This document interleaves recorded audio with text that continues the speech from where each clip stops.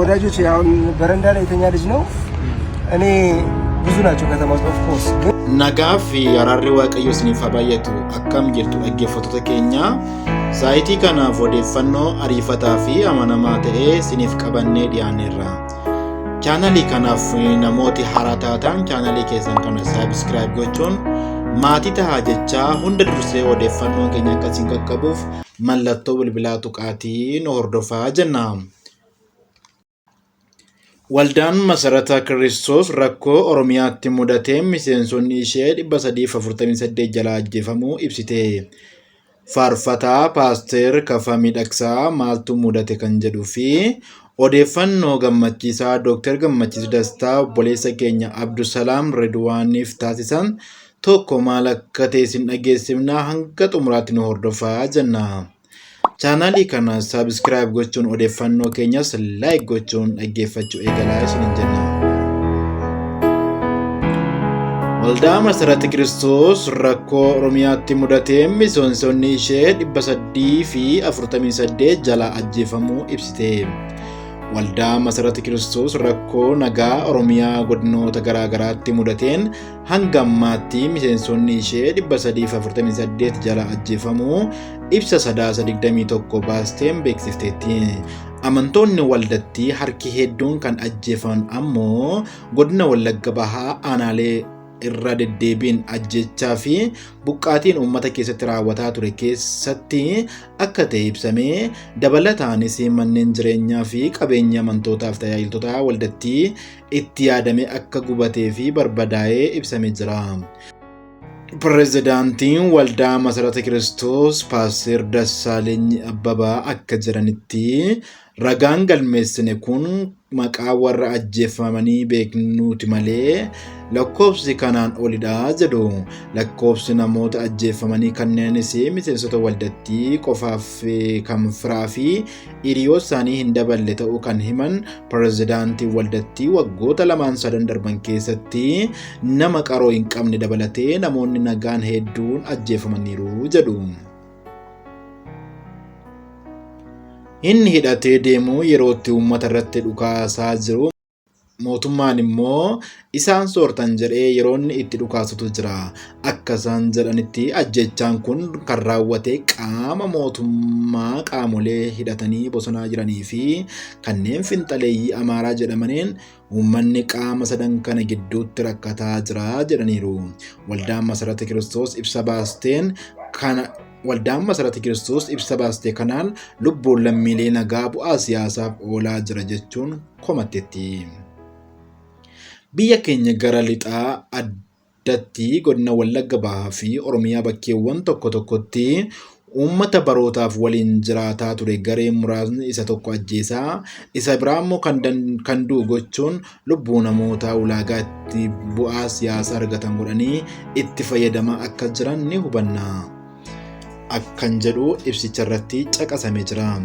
Pireezidaantii waldattii Paaster Dassaaleny gama isaaniitiin BBC'tti akka himanitti namoonni ajjeefaman namoota nagaa qaama hidhate waliin hidhata homaa hin qabne geggeessitoota waldaa namoota qaroo dhabeeyyii baqachuu hin dandeenye siree isaanii irratti du'an namni eessa dhaqaqee isaa dhiisee kan jedhan Paaster Dassaaleny hin hidhate wal ajjeesuuf manaa bahe waraana idilee keessatti qaamni wal lolu iddoo hawaasni hin jirretti wal lolaa jedhani.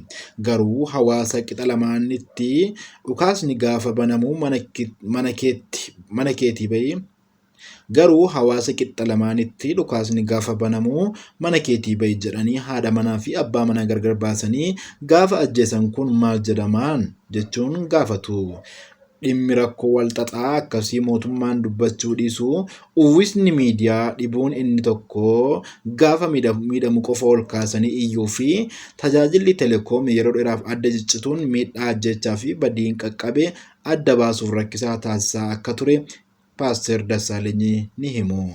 Maddi odeeffannoo keenya BBCdha. Egaa dhaggeeffattoota keenya rakkoowwan hammaataa kanaa fi kan kana fakkaatan hedduun ga'aa waan jiraniif amantoonni jabaannee Waaqayyo waa'ee nagaa biyya keenyaaf haa kadhannu jenna. Odeeffannoo lammaffaa irratti argannuun oduu gammachiisaa tokko isin dhageessifna. Abbaan mul'ataa fi hundeessaan dhaabbata Lead Star Theology College Mo'aa TV fi dhaabbata hedduu kan qaban lubni Dr. Gammachiis Dastaa obboleessa keenya hojjetaa wangeelaa fi barreessaa kitaaba kan ta'e Abdusalaam Redwaaniif kolleejjii isaanii Lead Star Theology College'tti barsiisaa ta'ee akka tajaajiluu fi barumsa isaallee sadarkaa maastersii hanga PhD or Doctor of Philosophy'tti eeyyamaniiru fi obboleessa keenya Abdusalaamiin baga Waaqayyo si gammachiise jecha abbaa mul'ataa fi hundeessaan Lead Star Theology College Dr. Gammachiis Dastaatiin Waaqayyo baraaf jireenya keessan haa eebbisuutti jenna. Dhaggeeffattoota keenya xumura irratti odeeffannoo argannuun obboleessi keenya faarfataa Keefaa Miidhagsaa hojii ajaa'ibaa Waaqayyoonis namas gammachiisu hojjechuun dhaamsa hawaasaaf dabarsaniiru. Dhaamsi kun maal ta'a kan jedhu isin dhageessifna nu hordofaa. Paaster Keefaan obboleessa daandii irra jiraatu kan manaa fi fira hin qabne akkasumas namoota baay'een qooda lafaa kaasuu irraa goranii kan darbanii fi jiraattonni naannoo sanaa mucaa kanatti bishaan kan itti gatan deemee lafaa kaasuun uffata jijjiiree akkas jedhe. Namoota akkasiif harka mootummaa teenyee eeguurraa waan qabnuun lafaa kaasuun dirqama keenyadha jedheeni. Namootni hunduu dadhabaa naannoo isaanii jiru waan danda'aniin lafaa kaasuu akka qaban Paaster Keefaa Miidhagsaa dhaamaniiru. ወዳጆች አሁን በረንዳ ላይ የተኛ ልጅ ነው።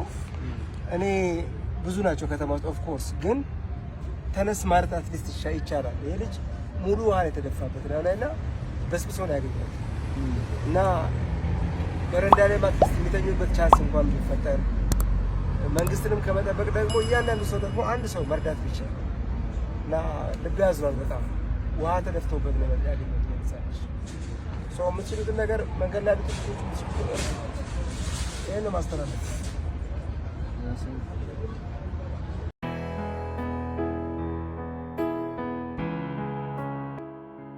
Beela'een ture nyaata naaf kennitaniittu, dheebodheen ture dheebuu na baaftaniittu, ormaan ture akka mana keessanitti na simattaniittu, qullaa koo ta'een ture daara na baaftaniittu, dhukkubsadheen ture na gaafattaniittu, hidhameen ture gara koo dhuftaniittu jedhe. Ergasii warri qajeelonni deebisanii, Gooftaa, yoom beela'uu kee arginee nyaata siif kenninee? Yookaas yoom dheebochuu kee arginee dheebuu si baafne? Yoom orma ta'uu kee arginee akka nama keenyaatti si simannee? Yookiis yoom qullaa ta'uu kee arginee daara si baafne? Yoom dhukkubsachuu kee yookiis hidhamuu kee arginee gara kee dhufnee jedhaniin.